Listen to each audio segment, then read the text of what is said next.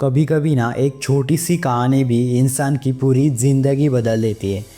आज हम बात करने जा रहे हैं स्वामी विवेकानंद की 3 ऐसी कहानियाँ जिससे हमें काफ़ी कुछ सीखने को मिल सकता है।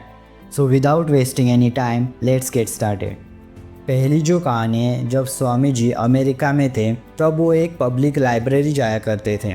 तब उन्होंने उस लाइब्रेरी से एक मोटी सी किताब सुबह ली और शाम को वापस कर दी। तब उस लाइब्रेरियन ने स्वामी जी से कहा, अगर किताब पढ़नी नहीं है तो क्यों लेते हो, क्यों हमारा टाइम वेस्ट करते हो। तब स्वामी जी मुस्कुराए और बोले, मैंने तो पूरी किताब पढ़ ली है। तब वो लाइब्रेरियन बोला, इतनी मोटी किताब और एक ही दिन में पढ़ ली। तब स्वामी जी बोले, अगर आपको विश्वास नहीं हो रहा है तो आप इस बुक में से कुछ भी पूछ सकते हैं मुझे। तब उस लाइब्रेरियन ने स्वामी जी से उस बुक में से कुछ सवाल पूछे। तब स्वामी जी ने ना कि उन सवालों के जवाब दिए, बल्कि ये भी बता दिया कि उस सवाल का जवाब किस पेज नंबर पे है और किस पैराग्राफ में है, और वो पूरा पैराग्राफ भी सुना दिया था। ये देखकर वो लाइब्रेरियन दंग रह गया। उसे यकीन ही नहीं हो रहा था कि कोई इंसान इतनी तेज़ी से पढ़ सकता है और उतनी ही गहराई से उसे समझ भी सकता है।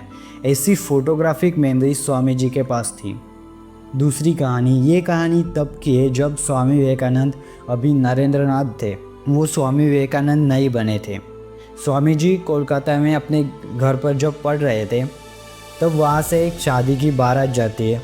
वो बारात वहाँ से जाने के बाद किसी ने स्वामी जी से आके पूछा कि क्या यहाँ से कोई बारात गई।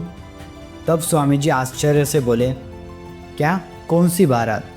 यानी कि उस वक्त स्वामी जी को पता ही नहीं चला कि यहाँ से कोई बारात भी गई है। इस लेवल का भयंकर फोकस स्वामी जी के पास था, जिसमें कुछ पता नहीं चलता कि आजू बाजू क्या हो रहा है और क्या नहीं हो रहा है। तीसरी और आखिरी जो कहानी है, साल था 1893, जगह थी अमेरिका शिकागो, और अवसर था पार्लियामेंट ऑफ वर्ल्ड रिलीजियस, विश्व धर्म सम्मेलन, जहाँ पर पूरी दुनिया के रिलीजियस लीडर्स अपने अपने धर्म को रिप्रेजेंट करने आए हुए थे। उस हॉल में अराउंड 7000 के करीब लोग थे। स्वामी जी भी उस धर्म सम्मेलन का हिस्सा थे, बट उन्होंने स्पीच की कोई तैयारी नहीं की हुई थी। क्योंकि स्वामी जी ने उस स्पीच की कोई तैयारी नहीं की थी, इसलिए वो सबसे लास्ट में बोले, और वहीं पर वो स्वामी जी का हिस्टोरिकल स्पीच शुरू हुआ। Brothers and sisters of America.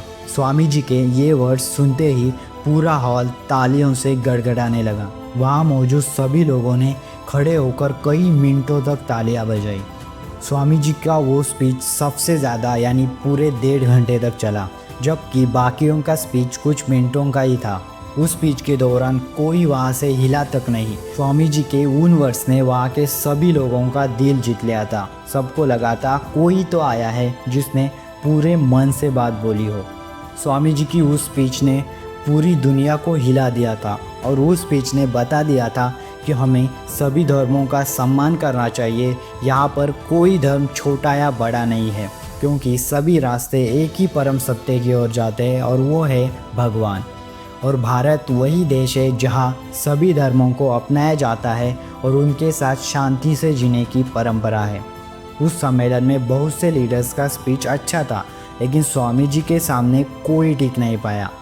उस स्पीच के बाद न्यूयॉर्क हेराल्ड, जो कि उस समय का वहाँ का सबसे बड़ा अखबार हुआ करता था, उसने कहा कि स्वामी जी को सुनने के बाद लगता है कि जिस देश में इतने विद्वान और बुद्धिमान लोग रहते, वहाँ पर मिशनरी को भेजना मूर्खतापूर्ण होगा। स्वामी जी ने भारतीय वेदांत और योग को पूरी दुनिया तक पहुँचाया। स्वामी जी का नॉलेज, उनका बोलने का तरीका, उनका presence of mind. Swami ji कोई साधारण व्यक्ति नहीं थे, वो एक अद्भुत थे। तो ये थे स्वामी जी के जीवन से जुड़े कुछ बेहतरीन किस्से। ऑफकोर्स उनकी जीवन की ऐसी ना जाने कितनी कहानियाँ हैं जिनसे हमें काफ़ी कुछ सीखने को मिल सकता है। तो आगे भी आपको ऐसी ही वीडियोज़ मिलती रहेगी। वक्त आ चुका है इस वीडियो को यहाँ पे समाप्त करने का। अगर आपने चैनल को सब्सक्राइब नहीं किया है तो चैनल को ज़रूर सब्सक्राइब करना, क्योंकि ऐसा ही पावरफुल और इन्फॉर्मेटिव कंटेंट आपको इस चैनल पर मिलता रहेगा। मिलते हैं नेक्स्ट वीडियो में एक नई और पावरफुल वीडियो के साथ। तब तक के लिए आपका बहुत बहुत धन्यवाद।